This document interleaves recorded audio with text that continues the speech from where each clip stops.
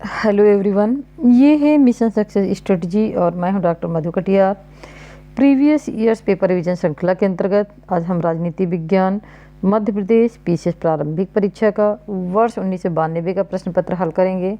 इस प्रश्न पत्र में कुल 100 प्रश्न हैं जो कि हमारी प्रवक्ता जीआईसी परीक्षा, यूजीसी नेट परीक्षा, टीजीटी पीजीटी परीक्षा और राजकीय डिग्री कॉलेज परीक्षा के लिए अत्यंत महत्वपूर्ण हैं। तो आइए देखते हैं साथियों, इस वीडियो का पहला प्रश्न जो है साथियों, इसमें जो है ज़्यादातर प्रश्न जो है सरल प्रकृति के हैं, इसलिए इनके जो है मैं फास्ट रिवीजन की आधार जो है इसका फास्ट रिवीजन मैं करा रही हूँ। और अगर आपने उत्तर प्रदेश और राजस्थान और झारखंड का मेरा हल प्रश्न पत्र देखा होगा तो मध्य प्रदेश के प्रश्न पत्र हल करने में बिल्कुल भी परेशानी नहीं होगी। तो आइए देखते हैं इस वीडियो का पहला प्रश्न। संप्रभुता में निम्न में से किसका लक्षण? तो साथियों संप्रभुता राज्य का लक्षण है। साथियों राज्य के 4 आवश्यक तत्व हैं: जनसंख्या, प्रदेश, शासन और संप्रभुता। संप्रभुता नागरिकों और प्रजाजनों पर वह सर्वोच्च शक्ति है जो कानूनों से प्रतिबंधित नहीं होती। तो यह परिभाषा है बोंदा की। किसका विश्वास है कि संप्रभुता विभाजित होती? तो ये मानना है बहुलवादियों का। किसके द्वारा प्रतिपादित किया गया? संप्रभुता की आज्ञा सर्वोपरि है, ऑस्टिन के द्वारा प्रतिपादित किया गया है।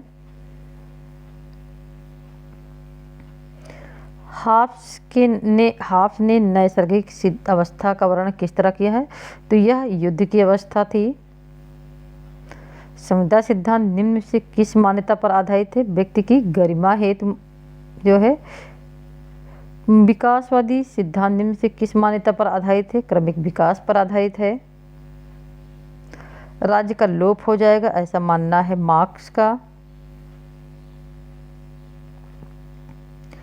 राज्य एक प्राकृतिक संस्था है, यह कथन है अरस्तू का।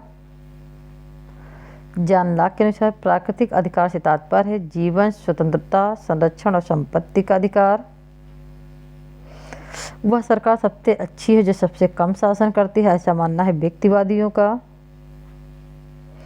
कल्याणकारी राज्य में प्राथमिकता किस तत्व की होती है? तो व्यक्ति की गरिमा की जो है प्राथमिकता होती है।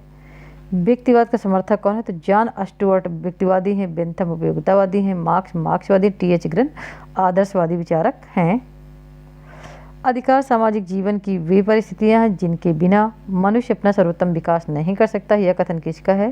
तो साथियों यह कथन जो है आपका हैरोल्ड जोसेफ लास्की का है। समानता को परिभाषित किया जा सकता है भेदभाव की समानता के रूप में। नए अरस्तु के अनुसार क्या है? मध्यम मार्ग का अनुसरण है। ग्रीन ने संपत्ति के अधिकार को किस रूप में निरूपित किया? संपत्ति का अधिकार स्वतंत्र जीवन के समकक्ष है।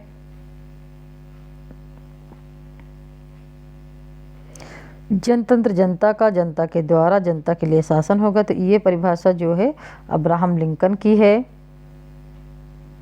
अब्राहम लिंकन जो है अमेरिका के जो है 16वें राष्ट्रपति थे।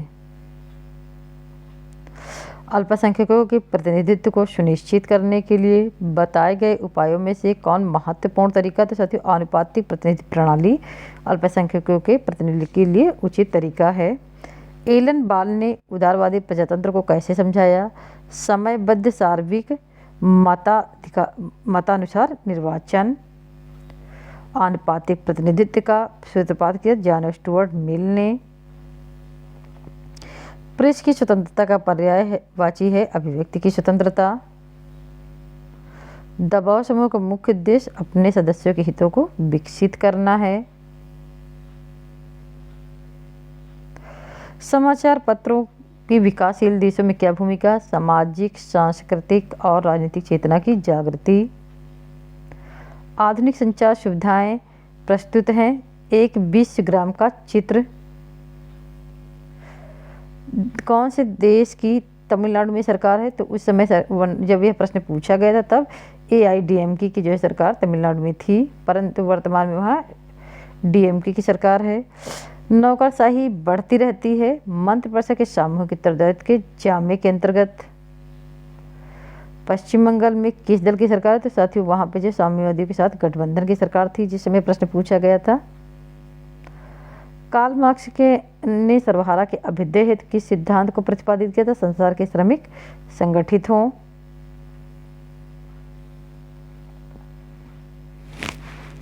समाजवाद वह टोपी है जो सुविधा अनुसार पहनी जा सकती है। उपयुक्त कथन किसका है? तो साथियों उपयुक्त कथन सीएम जोड का है। पुष्पिन उतना ही सुखप्रद है जितनी कविता, ये मानना है उपयोगितावादी विचारक बेंथम का। उसने सुखों की मात्रात्मक और गुणात्मक में मात्रा और गुण में भेद नहीं किया था। मार्क्सवादी चिंतकों के अनुसार उदारवादी प्रजातंत्र का विरोधाभास है। ग्रीन नैतिक दर्शन का प्रोफेसर था कहाँ पे? ऑक्सफोर्ड में। हीगल के बारे में बार का कथन है, हीगल के राष्ट्रीय राज्य को रहस्यमय क्षैतिज तक पहुंचा दिया है। ऐसा मानना है बारकर ने।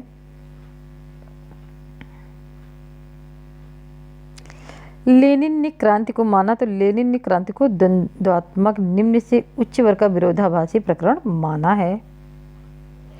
सेबाइन ने कौन सी पुस्तक लिखी? History of political theory. और यहाँ पे कुछ रचनाएं देख लेते हैं। रिसेंट पॉलिटिकल थॉट, ये किसकी है? एफ.डब्ल्यू. कोकर की रचना है। थ्योरीज ऑफ रिवोल्यूशन, ये जो है ए.एस. कोलन की रचना है। A history of political theory G H. Sabine की है। Social economic movement H W. Laidler की रचना है। फासीवाद मुसोलिनी के अनुसार प्रारंभ से अंत तक क्या था? चिंतन विमुख विचार, यथार्थ पर आधारित चिंतन है। बेंथम की कानूनी अवधारणा व्यक्त होती है, मनुष्य राज्य के कानूनों का प्रतिपालन इसलिए करता है कि सामान्य बुराई परिपालन में कम जबकि अमान्यता में अधिक है। जे.एस. मिल की पुस्तक है यूटिलिटेरियनिज्म, यानी उपयोगितावाद जो है, ये जे.एस. मिल की पुस्तक है। देखिए फ्रेगमेंट ऑन गवर्नमेंट, ये बेंथम की रचना है। प्रिंस मैकियावेली की रचना है। अब तक दार्शनिकों ने विश्व की व्याख्या किया है, आवश्यकता है इसे कैसे बदला जाए, तो ये कथन है कार्ल मार्क्स का। गांधी दर्शन को परिभाषित किया जा सकता है दार्शनिक अराजकतावाद के रूप में। किस शासन व्यवस्था में कार्यकारिणी विधानमंडल के प्रति उत्तरदायी होता है? संस्थात्मक शासन व्यवस्था में कार्यकारिणी विधानमंडल के प्रति उत्तरदायित्व होता है। ब्रिटेन में 1922 में कौन सा दल सत्तारूढ़ था? तो श्रमिक दल, उदार दल और अनुदार दल और संविधा गठबंधन। तो इसमें साथियों अनुदार दल जो है 1922 में सत्तारूढ़ था। प्रधानमंत्री के संबंध में प्रधानमंत्री संपूर्ण शासन तंत्र की धुरी है, यह कथन किसका है? तो यह कथन पिट दी यंगर का है। किस शासन व्यवस्था में केंद्र और राज्यों के बीच संविधान द्वारा शक्तियों का विभाजन होता है? तो ये संघात्मक शासन व्यवस्था में होता है। वर्तमान में राजनीतिक सहयोगिता निर्भर करती है संचार प्रसाधन पर। जे.बी. कृपलानी की पुस्तक का क्या नाम है? दी गांधीयन वे, जे.बी. कृपलानी की पुस्तक का नाम है। महात्मा गांधी का जन्म और मृत्यु है। 1669 में जन्म हुआ था और 1948 में इनकी मृत्यु हुई थी। किस एक्ट द्वारा भारतीय सचिव की स्थापना हुई थी? तो गवर्नमेंट एक्ट ऑफ इंडिया द्वारा भारतीय सचिव की स्थापना हुई थी। भारत सरकार अधिनियम 1935 ने संघीय व्यवस्था अंतर्गत प्रांतों में किस नियम को स्थापित किया? तो उन्होंने प्रांतीय स्वायत्तता को स्थापित किया। मंत्रिमंडल मिशन, ये कैबिनेट मिशन भारत का पहुंचा, तो ये 24 मार्च 1946 को नई दिल्ली पहुंचा था। किस अधिनियम द्वारा देशी रियासतों का अधिराज्य समाप्त हो गया? तो ये समाप्त हुए इंडियन इंडिपेंडेंट 1947 एक्ट के द्वारा। भारतीय मुसलमान पुस्तक का लेखक कौन है? तो विलियम हंटर जो है इंडियन मुस्लिम्स नामक के पुस्तक के रचयिता हैं। लखनऊ समझौता कब हुआ? तो लखनऊ समझौता जो 1916 में हुआ था और इस समय जो है भारतीय राष्ट्रीय कांग्रेस की अध्यक्षता अंबिका चरण मजूमदार ने की थी। पाकिस्तान प्रस्ताव 23 मार्च 1940 को किस अधिवेशन में स्वीकृत हुआ था? तो ये मुस्लिम लीग के लाहौर अधिवेशन में स्वीकृत हुआ था। समाजवादी प्रकरण राष्ट्रीय आंदोलन के संदर्भ में किस व्यक्ति के नेतृत्व से जाना जाता है? तो जयप्रकाश नारायण के नेतृत्व से जाना जाता है।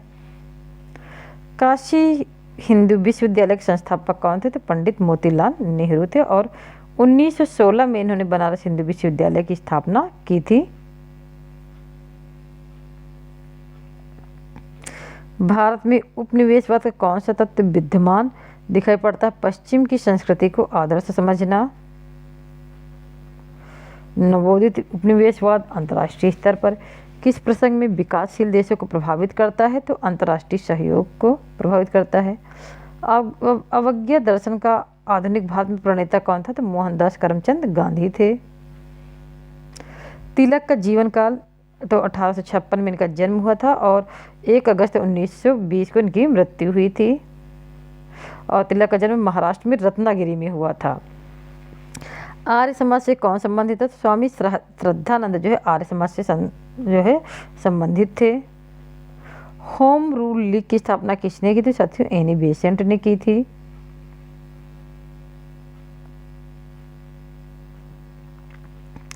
रविन्द्रनाथ टैगोर को साहित्य में नोबेल पुरस्कार कब मिला था? तो रविन्द्रनाथ टैगोर को गीतांजलि के लिए 1913 में जो है साहित्य का नोबेल पुरस्कार दिया गया था। स्वतंत्र भारत में लौह पुरुष की संज्ञा किसको दी गई? सरदार वल्लभ भाई पटेल को।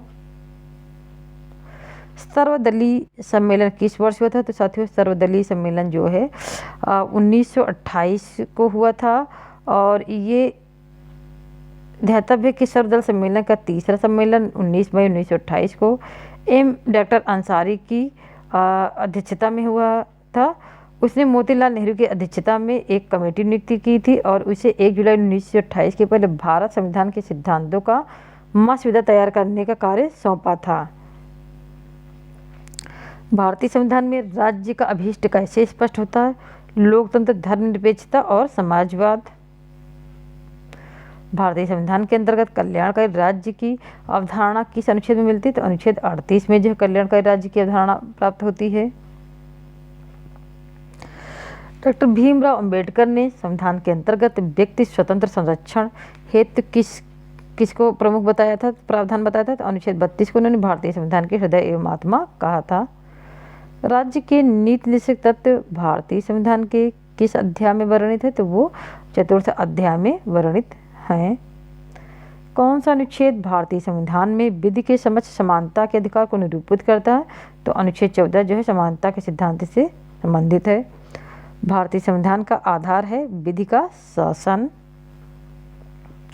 संघीय संविधान अंतर्गत राज्यसभा विशेष स्थिति में संसद के रूप में होती है।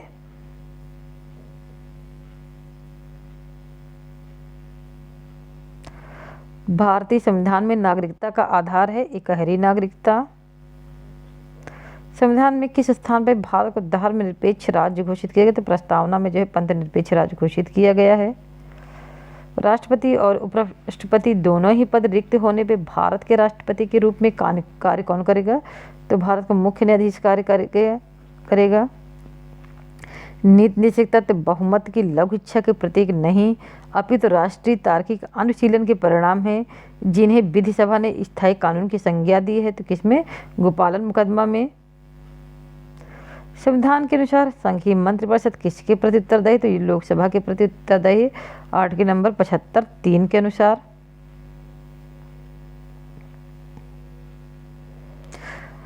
भारतीय संविधान में राष्ट्रपति उच्च शिक्षा के क्षेत्र में अपने अधिकारों को कैसे वहन करता है? तो मंत्रिपरिषद की सलाह से वहन करता है। आप भारतीय संविधान में राष्ट्रपति की स्थिति को कैसे स्पष्ट करेंगे? जो है राज्याध्यक्ष के रूप में। राज्यसभा के निर्वाचित सदस्य चुने जाते हैं किसके द्वारा? एकल संक्रमणी मत प्रणाली के द्वारा। भारतीय गणतंत्र के पहले राष्ट्रपति डॉक्टर राजेंद्र प्रसाद थे। लोकसभा द्वारा वित्त विधेयक पारित समझा जाता है जब मांगों पर जब तृतीय वचन पूरा हो। न्यायिक पुनरावलोकन में भारत में क्या मान्यता है? संसद द्वारा निर्मित विधि की प्रक्रिया के अंतर्गत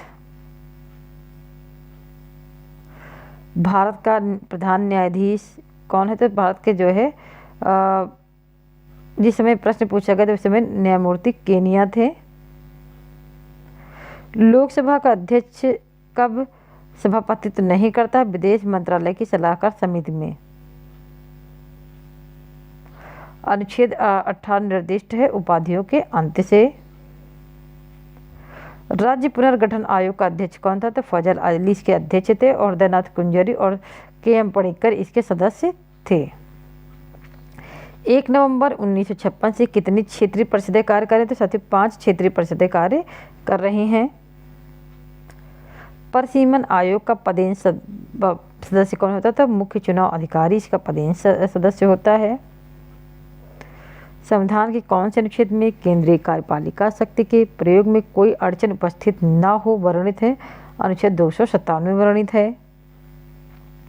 संविधान की सूचियों में शिक्षा किस सूची में सम्मिलित है? तो समवर्ती सूची में सम्मिलित है। संसद के संयुक्त अधिवेशन को संबोधित करता, तो साथियों संसद के संयुक्त अधिवेशन को राष्ट्रपति संबोधित करता है। भारतीय संघ व्यवस्था अंतर्गत केंद्र राज्य संबंधों को कैसे परिभाषित करेंगे? सुदृढ़ सरकार संघीय सरकार के रूप में परिभाषित करेंगे।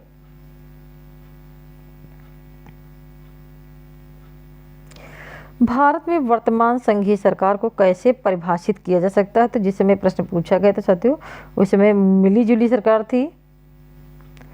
दलीय राजनीति में पड़ोस और अंतर्राष्ट्रीय कटुता को कैसे दूर किया जा सकता है? सहिष्णुता की भावना से। रूसी संघ के परिच्छेद के उपरांत नवीन व्यवस्था कैसी? कॉमनवेल्थ ऑफ इंडिपेंडेंट नेशंस की है। संयुक्त राज्य अमेरिका की संघीय व्यवस्था में अनोखी भूमिका है दोहरी नागरिकता की। स्विट्जरलैंड में प्रत्यक्ष प्रजातंत्र कितने उसमें कैंटनों में? तो 5 कैंटनों में है। और 5 कैंटन कौन से हैं? अपेजेल, उरी, ग्लेरियस, ऊपरी अंडरवाल्डेन तथा निचला अंटरवाल्डेन। और इस वीडियो का अंतिम प्रश्न, भारत ने राष्ट्रमंडल की सदस्यता किस आधार पर स्वीकार की है? तो ये स्वीकार किया है एक प्रभुत्व संपन्न गणराज्य के रूप में। और पूरा वीडियो देखने के लिए साथियों बहुत बहुत धन्यवाद। और हमारा वीडियो कैसा लगा हमें ज़रूर बताइए। हमारे वीडियो को लाइक कीजिए, कमेंट कीजिए, शेयर कीजिए और चैनल को सब्सक्राइब कीजिए। धन्यवाद।